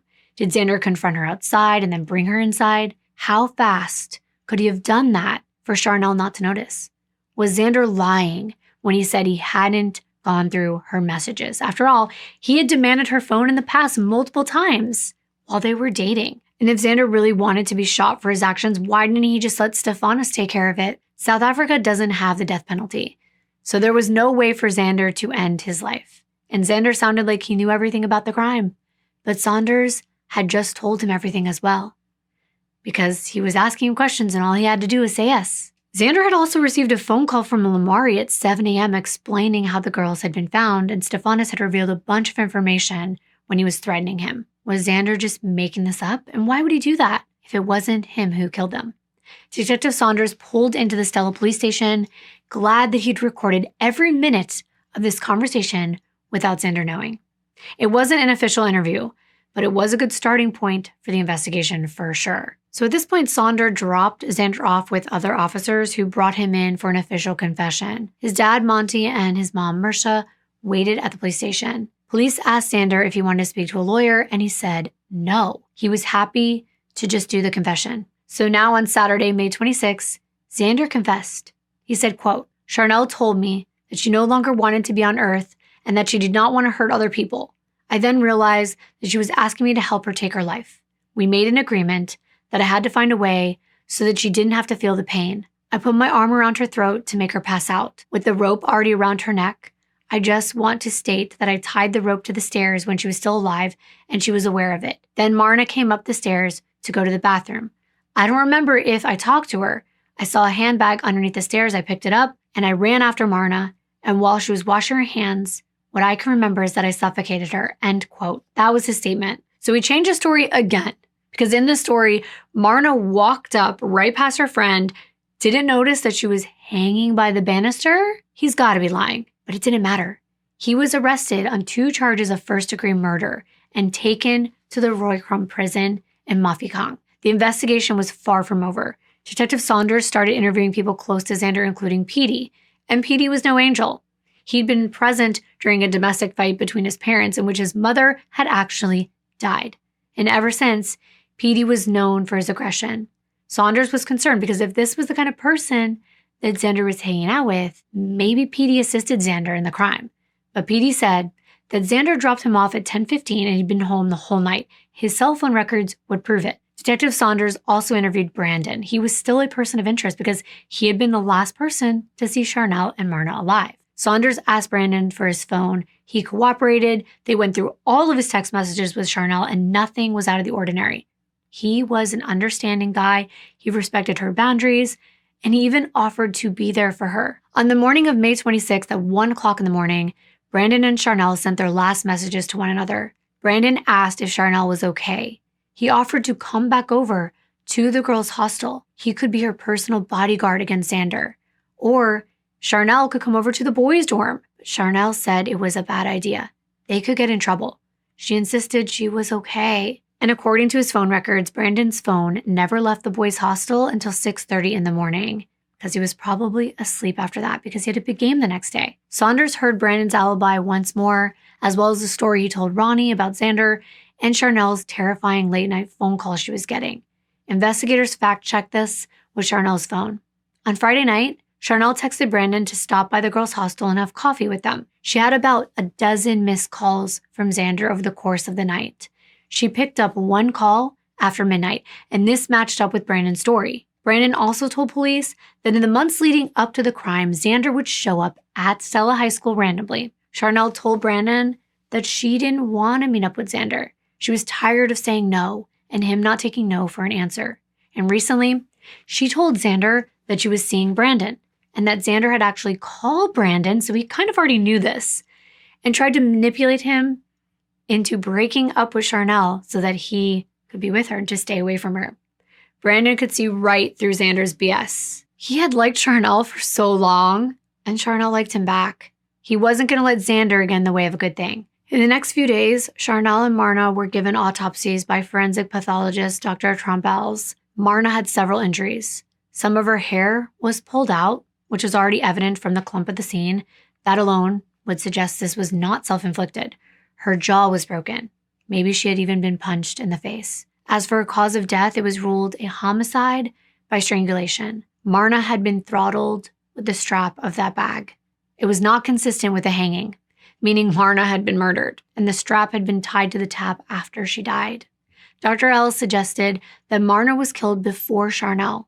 The bathroom was close enough to the stairs that Marna would have seen Sharnelle on her way to the bathroom if Sharnelle was already dead and hanging from the banister. It was clear that there was a scuffle outside of the bathroom, which is why officers found some of her hair there. Knowing Marna, she would have put up a fight, which it appeared that she had. As for Sharnelle, Dr. Els said she sustained blunt force trauma to her chest, that the attacker hit her and used this opportunity to take advantage of her, to overpower her. Sharnelle had 2 strangulation wounds. The first was horizontal from something wider than a rope, about the size of a forearm. Listen to all this and compare it to what Xander said. The second was from the rope. And this part is graphic, but it's the truth. The rope marks bruised her neck in multiple places. This meant that Sharnelle had been awake or woke up while she was hanging from this rope. Oh my gosh, that is so devastating and heartbreaking. She would have struggled at that point, and the other wounds show that she had tried to get herself down while the rope was cutting off her airway. For example, all of the fingernails on her right hand were broken and most of the fingernails on her left as well. This was from trying to pry the rope from her neck. She had scratched her neck until it bled. How horrifying. There was also an injury to her nose and pressure to her head, which caused bleeding behind her eyes. I am horrified that this happened to her. Who knows how long she was hanging there just scared and alone in her last moments. It was also a murder, and both of their bodies were swabbed in order to find possible DNA from the perpetrator. When Detective Saunders heard the report, everything lined up. Xander could not have known Marna was punched in the face and Sharnelle was punched in the chest unless he was there. They had their killer behind bars. Now, they needed to collect enough evidence to prevent him from ever being released. Police canvassed the neighborhood and put out a call for tips. A witness then came forward and claimed that they had seen Xander's car near the girls' hostel on Friday night. Police confirmed no other girls other than Marna and Sharnelle were present at the hostel. They had their killer behind bars. Now, they needed to collect enough evidence to prevent him from ever being released. Police canvassed the neighborhood and put out a call for tips. A witness then came forward and claimed that they had seen Xander's car near the girls' hostel on Friday night. Police confirmed no other girls other than Marna and Sharnelle were present at the hostel. At that point, the schoolgirls were given the opportunity to speak with counselors, but that didn't help the fact that their friends were gone. And can you imagine walking up and down those stairs and using that bathroom, knowing what happened there? I can't even imagine. It makes me sick to my stomach. They did put on a memorial at the school. I do have some photos of posters they put up, photos of both of the girls, and they were there to honor their memories. Meanwhile, analysts looked at the texts from Sharnelle's phone from her parents. They knew that Sharnelle and Marna had been killed between the hours of 2 a.m. and 4 a.m., and these text messages were sent at 4:17, and they were from the perpetrator. So the police department looked into Xander's Volvo alibi. If Xander was home at 4 a.m. like he said, then they arrested the wrong guy. So they went to Marsha's farm and they located the exact Volvo truck that Xander was talking about. It was a truck company policy to install tracking devices inside all their vehicles to record the mileage and to assess business costs. So Officer Ferreira found out that the Volvo was turned on at 4:02 a.m. by a driver. He was on his way to Freiburg by 4:30. Marsha's farm was 40 minutes away from Stella. So if a fake text was sent at 4:17 by Xander, then he would have gotten back from the hostel at 5 a.m. If he was at Stella, how did he know the Volvo was leaving at 4? Did he pass it on the way to his mom's? Or did he contact his mom and she created an alibi for him? Or maybe he was home the whole time. It seemed unlikely, but anything was possible. So police dug into Xander's personal life. Xander was born on May 13, 1999 to Mersha and Monty Belsma in Hartswater, a part of the Northern Cape. Mersha spent years trying to have a child. She miscarried several times, and during Xander's pregnancy, she actually contracted German measles, also called rubella. And I've talked about this before in my case about the Gallaudet murders. When a woman gets rubella, it often causes complications and can result in high-risk pregnancy, including a miscarriage and birth defects and stillbirths. Doctors recommended that Mersha terminate this pregnancy, but this was her miracle baby. She couldn't give him up. And when Xander was born, he was small and sickly, but he ended up making a full recovery. Mersha thought that he was a gift from God, and she would do anything for him. And Xander was a mama's boy, and everyone knew it. When Xander's parents divorced, it was very hard for him to cope. He was a troublemaker, he acted out in school, so they took him to a mental health professional to talk about his feelings, and Xander wouldn't talk. His behavioral issues got worse with age. He bullied his classmates, and he was suspended multiple times while at Stella for getting into fights, hiding alcohol, and even sneaking into the girls' hostel. He graduated a year late because of his suspension. Rumors swirled around Stella that Xander was bad news, and his parents should have disciplined him better. I'm not sure that you can blame Monty and Mersha, but you tell me, how do you feel about that? Here in the US, we've recently seen a mother of a school shooter being found guilty of manslaughter for not doing her part to keep her son from committing such a heinous crime. So weigh in with your thoughts in the comments. I'm torn because we can't always control someone else's actions, and at this point, Xander was an adult. However, nature and nurture do play a part. As a 19-year-old, Xander was paid by local farmers to hunt and kill wild animals like jackals who killed their cattle. And Xander loved to hunt. He loved guns. This was small town Northwest. It was the culture there. But he'd killed before. Had he graduated to humans now? That was the question. Investigators talked to the families. Sharnelle's parents, Ronnie and Anna, said they were concerned about Xander from the start. He seemed like a nice, quiet boy, but he had been suspended, and they heard he was quite the player, so they warned Sharnelle not to date him. But Sharnelle always gave people a chance. Stefanos told police that Marna had told him Sharnelle and Xander were in an abusive relationship, her words, and that Xander wouldn't let Sharnelle post pictures on Instagram. He thought that some of the things that she wore were too attractive, and he would even delete certain photos from her phone. He didn't even want her to wear makeup. She had to quit sports, and he tried to feed her sweets so that she would gain weight, because in his mind, he thought it would make her less attractive. And if her self-esteem decreased, then she would rely on him more, and he'd have more power, and that's terrible. Things escalated. People at school saw Xander grab Sharnelle's arm, push her, and even cause bruising. Sharnelle told Marna that Xander was aggressive and scary. She waited until the winter of 2018 to break up with him because she was waiting for Xander to graduate so that she didn't have to see him every day. People close to Sharnelle said that she didn't think Xander was capable of anything drastic like murder, but she knew he was capable of violence, and she didn't want him to have any more power over her life. Investigators waited for DNA results to come back. In June of 2018, a joint funeral service was held at a Dutch Reformed church in Freiburg. Hundreds of people showed up to celebrate Marna and Sharnelle's friendship and their memory. The girls were buried near each other, and blue, pink, and purple balloons were released into the sky. This tradition represents letting go of grief and letting their souls ascend to the heavens and letting their spirits be free. Ronnie told reporters that Sharnelle was his sunbeam. She was his reason to live, and now that she was gone, his life had lost meaning. He hoped that he could meet her in heaven one day. He didn't want May 25th to be the last time he heard Sharnelle laugh. And I feel so bad for parents who lose their children. At the funeral, the common theory that was swirling around was that Xander had snuck into the girls' room while they slept and knocked them both out before ending their lives.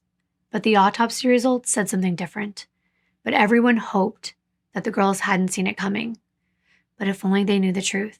Lynn Mari said she thought it was murder from the beginning. She remembered Xander's obsession with Sharnelle, and she thought Xander was the murderer. But why then would Lynn Mari call Xander at 7 o'clock that morning, the morning of her cousin's death? Was she accusing him, or was she informing him? We'll never know what happened during that call. But we do know that the family thought Xander did it. But unbelievably, the general public did not. Remember, Detective Saunders had not released Xander's original confession. There was just the police statement, which provided only circumstantial evidence, but no concrete evidence. Nothing tied him to the crime scene. Then the DNA results came back, and they were inconclusive. And I swear, when they need the DNA results the most, I mean, they always do, but it's inconclusive. There's no other evidence tying him, so they needed it so badly. Xander was not ruled out as a suspect, though, but he was also not incriminated. The crime scene was covered in DNA. There's so many people that go back and forth in a school. Several samples were found on the rope and the purse and the stairwell and their bedroom. Everything had been touched by girls who lived at that facility. There was so much evidence that it was impossible to isolate one DNA strand from the rest. They determined that the strap used to hurt Marna had not been touched by anyone in her family, and the rope used to hurt Sharnelle had been touched by paramedics and her uncle Louis. And Sharnelle's body had been touched by her dad, Ronnie. And as we know, this could have disturbed or covered some of the DNA evidence. Analysts also checked Sharnelle's fingernails and found her own DNA, as well as DNA they assumed might have belonged to Brandon. She had been touching Brandon's back earlier. If you'll recall, she was helping getting rid of some of his back knee. And it was highly unlikely that she scratched the person who killed her, since she was taken by surprise. Xander's DNA was the only DNA that was tested against all of the crime scene swabs. Ronnie, Louie, and Brandon were all close enough to Sharnelle to be of interest, but their DNA would have already been on scene. They didn't have a motive, so they were not suspects. But now the investigators were back at square one and only relying on Xander's confession, which he had taken back. Xander had actually gotten a lawyer, Fierdy Van Heerien, and he told Van Heerien that he was not anywhere near Stella on Friday night or Saturday morning. However, he claimed he had been threatened by both Chris Saunders and Stefanis, and that they would kill his parents if he didn't confess to both murders. That was his argument. His lawyer asked why a witness had seen Xander's car near the hostel that night, and Xander again changed his story. Common theme here. He said he had gone to visit Sharnelle briefly, but hadn't even gotten out of his car. He was just dropping off some of her clothes. Xander promised they wouldn't find any of his fingerprints or DNA at the crime scene. So his lawyer gave Xander the benefit of the doubt.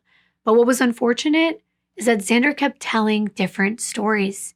He signed Xander up for a mental health assessment at this point. At Xander's next hearing with the Freiburg Magistrates Court, he and his defense decided to plead not guilty to both murders, meaning he would have to be indicted and go to trial. Xander took back his original police confession for several reasons. First reason, when Lamari called Xander and said Sharnelle and Marna were dead, he took a handful of anti-anxiety medication. He didn't specify how many pills, but he did say about 10 times his normal dose. Was he trying to cope with his grief? Was he anxious because he had murdered Sharnelle or because she was dead? Was he trying to end his own life? And was this even true? We do know he was acting intoxicated. When Stefanis arrived at Monty's farm, he said that Xander looked intoxicated. When Saunders showed up, he asked why Xander looked intoxicated. So now what his defense was saying is that Saunders took advantage of Xander's vulnerable state and questioned him the entire drive to the station.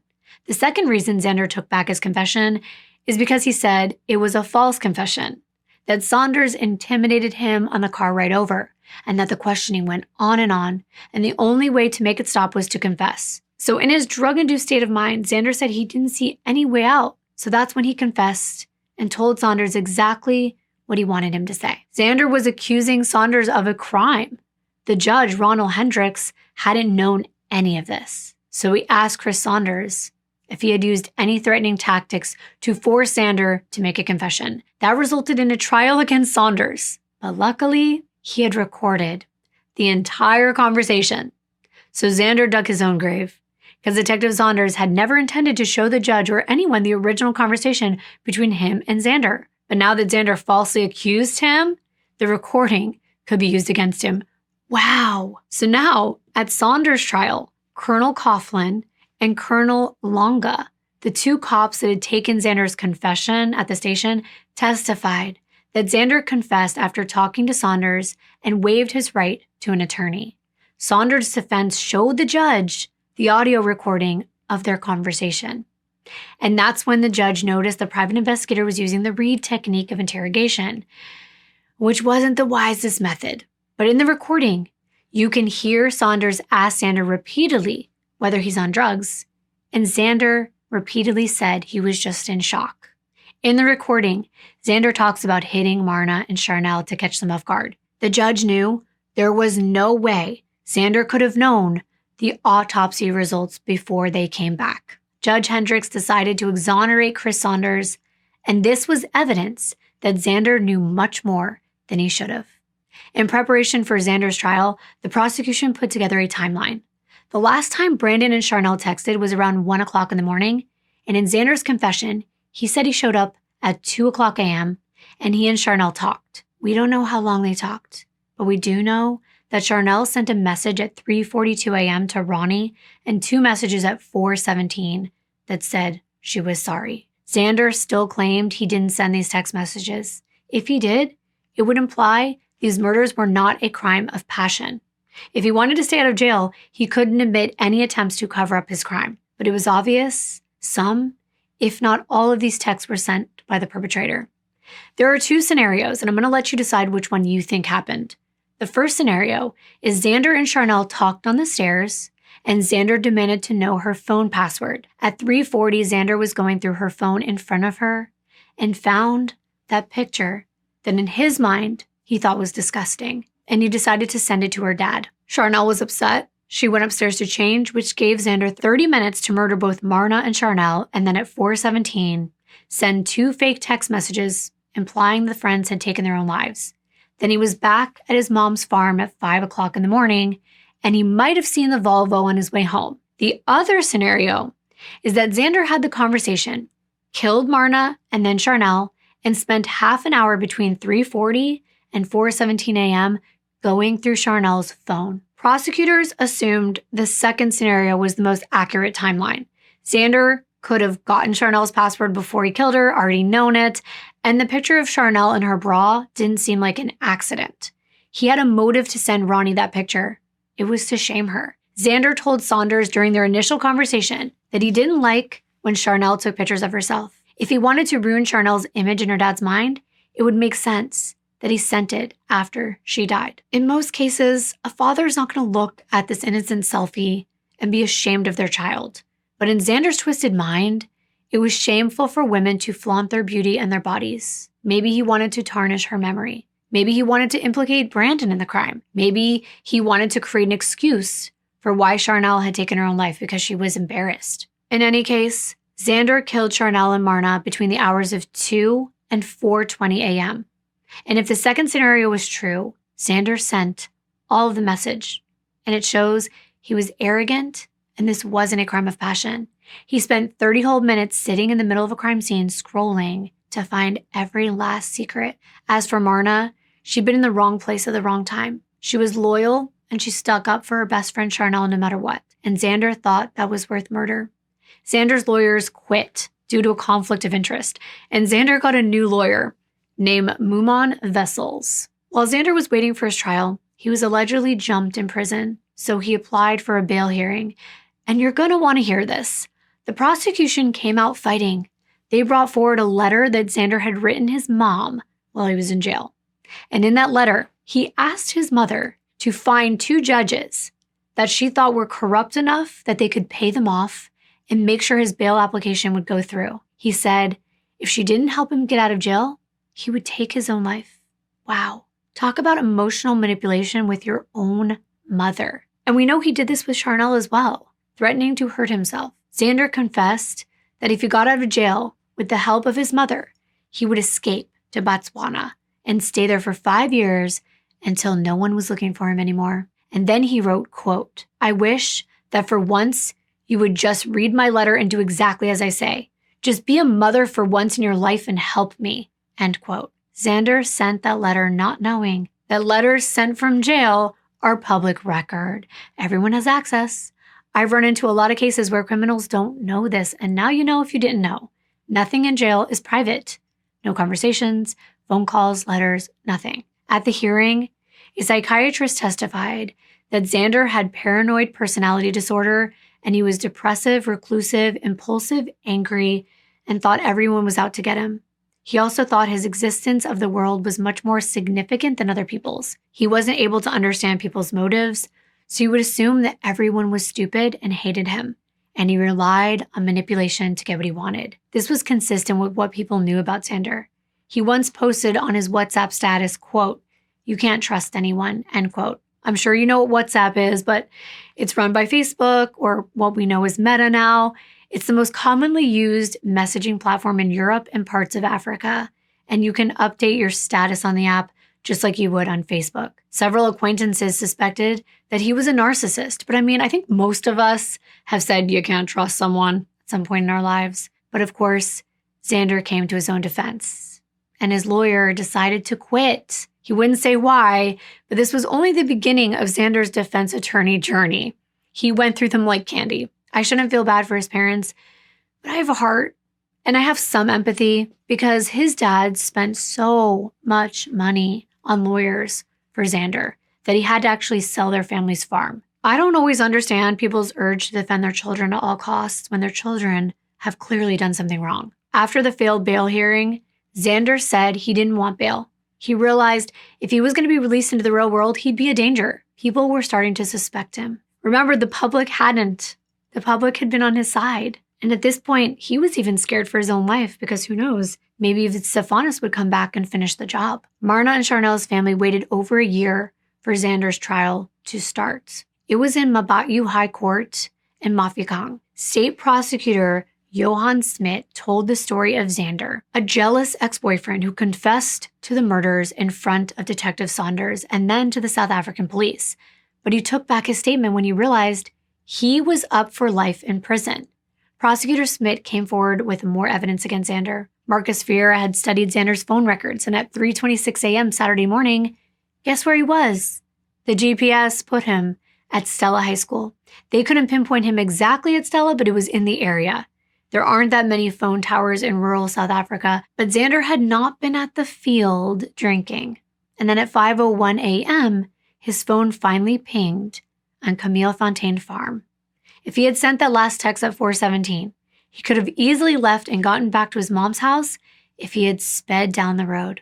Xander's new attorney, Nevin Rai, said Detective Saunders had intimidated and fed Xander information for a confession. Xander testified on his own behalf. Sure he did. He told one of his stories about the conversation on the stairs where Sharnelle left to put on long pants, and he left as soon as he realized she was serious with Brandon. However, Prosecutor Smit pointed out that Detective Saunders wouldn't have told Xander that Sharnelle was wearing long pants.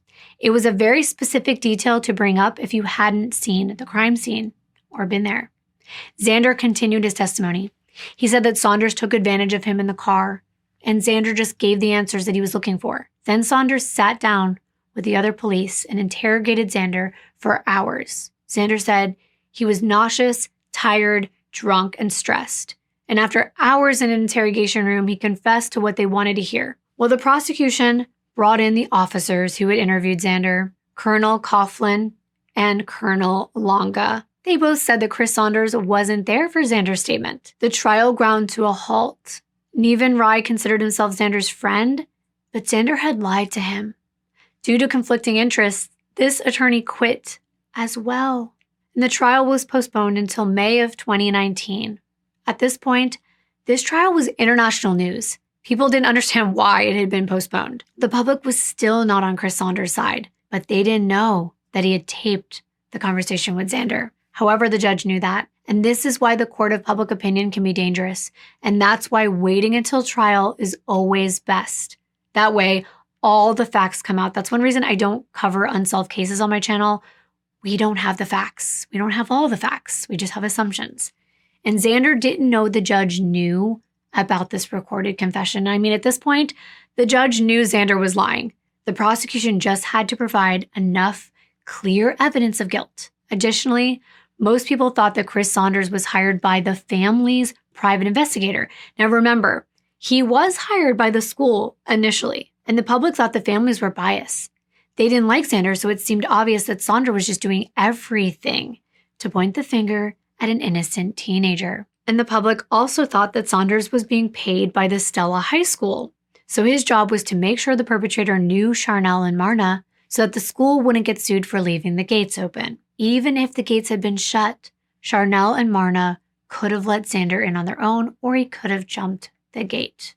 After all, he had done it before and threatened to do it. This was not the first time he snuck into a girl's hostel. And even if this information wasn't public, law enforcement had tons of circumstantial evidence against him. The actual trial was held in 2019, when Xander was able to finally get another lawyer. The prosecution came forward with their original argument, but this time they included the recorded evidence of Xander's conversation with Saunders in the car. The judge has already heard it, and remember, the reason this is coming in at all is because Xander was the one who accused Saunders of making him confess. So Xander did this to himself, and that confession was very convincing. The new defense attorney, Conrad Bester and Saki Nell, said that Xander's other attorneys had resigned because of personal problems, not because Xander had lied to them. They pointed the finger at Brandon. He'd been present on Friday night, and no one had treated him like a suspect. Xander didn't have any DNA or fingerprints at the crime scene, so he couldn't be responsible. Well, Brandon testified for the prosecution. He explained he had been with Marna and Sharnelle and that his DNA would be at the crime scene. He loved Sharnelle. He testified Xander used horrible and disrespectful names for women. Anastasia Visser was another prosecution witness. She went to a different high school, but she played against Sharnelle in sports, and she knew Xander from a fishing trip she went on. She had both of them on WhatsApp, and they would text occasionally. For a long time, Sharnelle complained to her about Xander's obsessive behavior, and Anastasia supported her. Then Sharnelle broke up with Xander, and Xander vented with Anastasia. Over the course of months, Xander and Anastasia texted more and more. They were attracted to one another, and I have to wonder if part of Anastasia's appeal was her nickname, Lolly, the same name everyone used for Sharnelle. The two of them had a flirtationship, but they lived far from one another, so it never turned into anything serious. At 6:00 p.m. on Thursday, May 24th, Anastasia was watching her favorite TV show when she says her phone rang, and it was Xander. He was yelling over the phone about Sharnelle and Brandon. He told her if he saw Sharnelle again, he wouldn't be able to control his anger, and he vowed to drive Sharnelle so crazy that she would kill herself. Xander also said Sharnelle took risque photos of herself, and he bet she was sending them to Brandon. He told Anastasia he wanted to send them to her dad to show Ronnie how shameful his daughter was. Wow. If that's not telling, I don't know what is. Anastasia tried to decompress the situation. She said she didn't think Xander was serious about any of it, and she hated being caught in the middle of his relationship with Sharnelle. Anastasia didn't tell anyone about this call, not even Sharnelle, not the police, not her parents. But 2 days later, when she watched the news, Anastasia was overcome with guilt.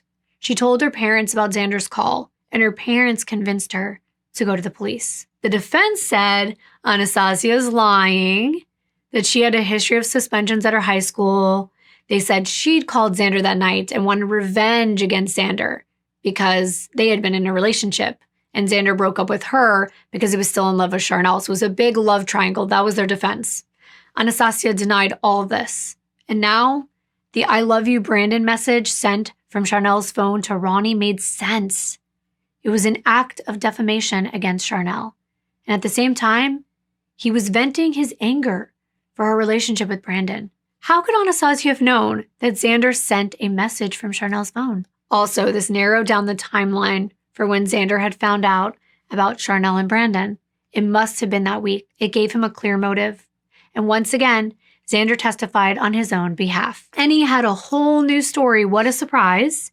He said Sharnelle met him at midnight. So literally when she would have been hanging out with Marna and Brandon.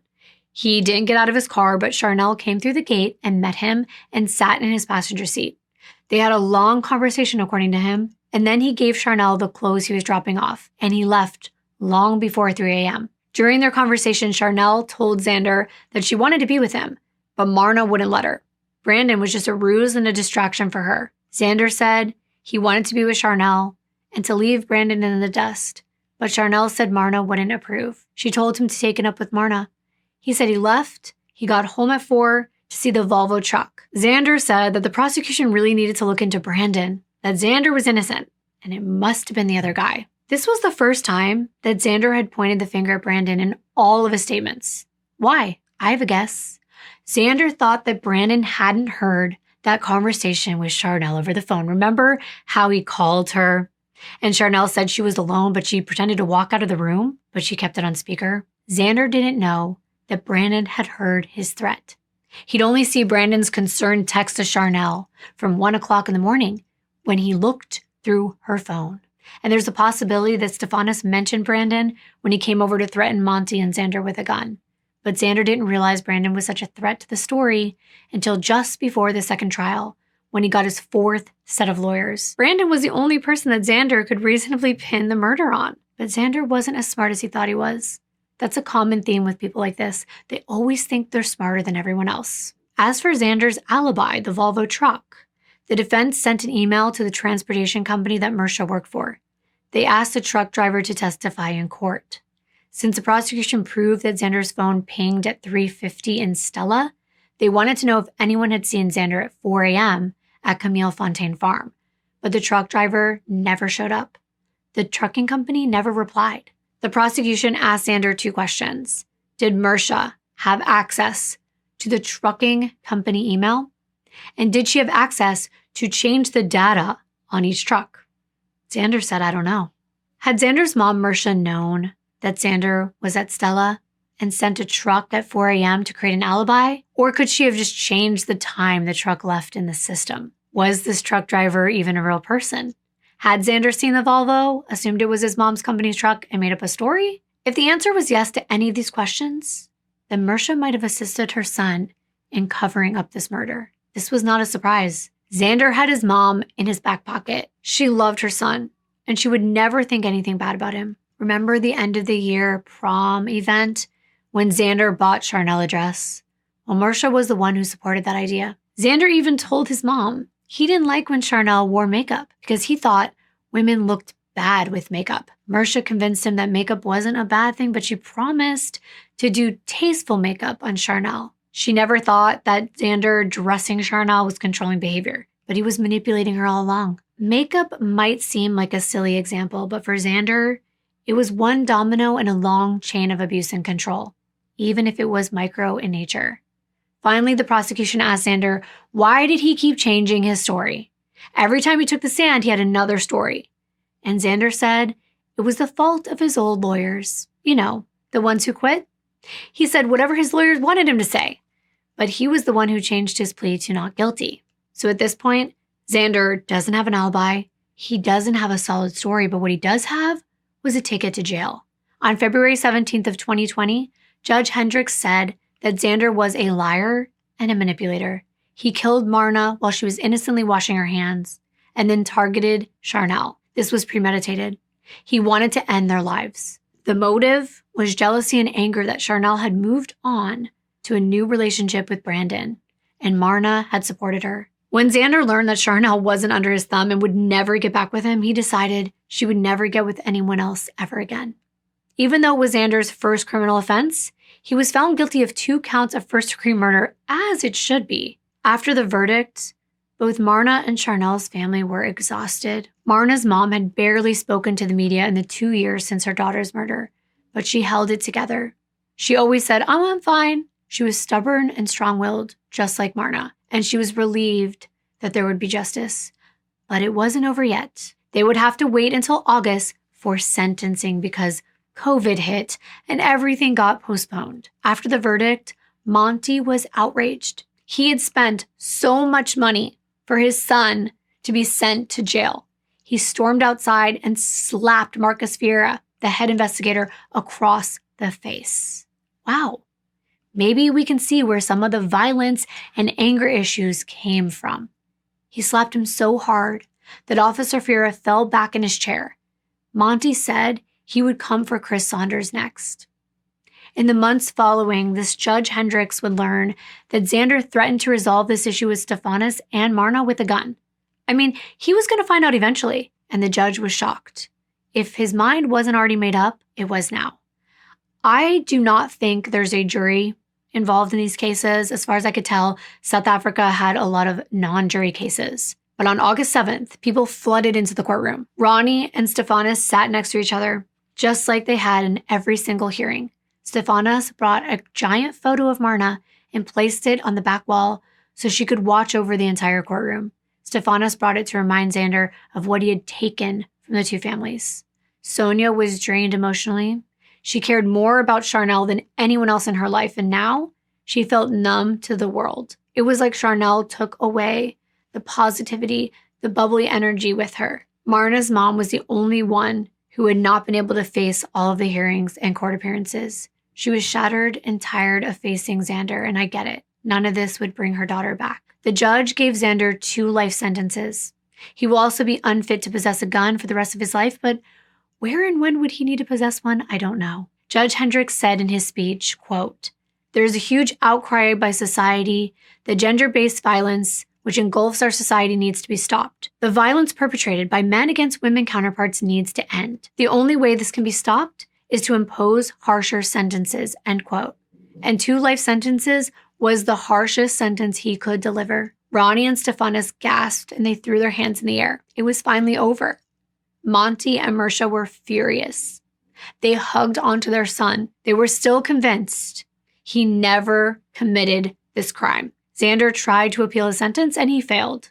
He requested new attorneys, which I think is ridiculous. He had his chance. He asked that the truck driver be summoned to testify, which I also think is ridiculous. Do you think the truck driver is his mom? I'm not 100% sure, but the thought crossed my mind. I think there's something fishy about that. He also asked why they never tested Brandon's DNA, but Xander's first 4 defense attorneys didn't request Brandon's DNA. There was not enough evidence for Brandon to ever be a suspect. And poor Brandon. I wish he could have asked Sharnelle to be his girlfriend. Sharnelle and Marna had their entire lives ahead of them. They'll never get married, have children, have careers. Sharnelle will never become a successful photographer, and hundreds of animals will never receive Marna's care. But at least Xander will rot in prison. In 2022, the president of South Africa said that ending gender-based violence is the country's #1 priority. This case and so many others could have ended differently if one man weren't on a power trip and actually respected the word no. Xander didn't love Sharnelle. He wanted power over her, and he couldn't have her, so no one else could. Sharnelle and Marna's case has been covered by multiple South African networks, including some that can't be accessed here in America. When I was doing my research, I did come across an angry comment on Sharnelle's Instagram saying that this is a South African murder. It's not for Western and American eyes. And I understand where they're coming from, but I disagree. And maybe you feel differently, and that's okay. But I've covered dozens of American cases where women are hurt by people they love. Our countries are more similar than they are different. This story is important to tell and important to hear, no matter where you're from or who you are. I hope that I can give these victims a voice that travels worldwide. They deserve to be known and to be loved. I'm glad these 2 best friends were buried near each other, and that when I tell their story, I get to talk about both of them and the deep connection that they have. Thank you so very much for being here with me today and listening to Sharnelle and Marna's story. I hope their memory lives on. I'll see you in my next video. Bye.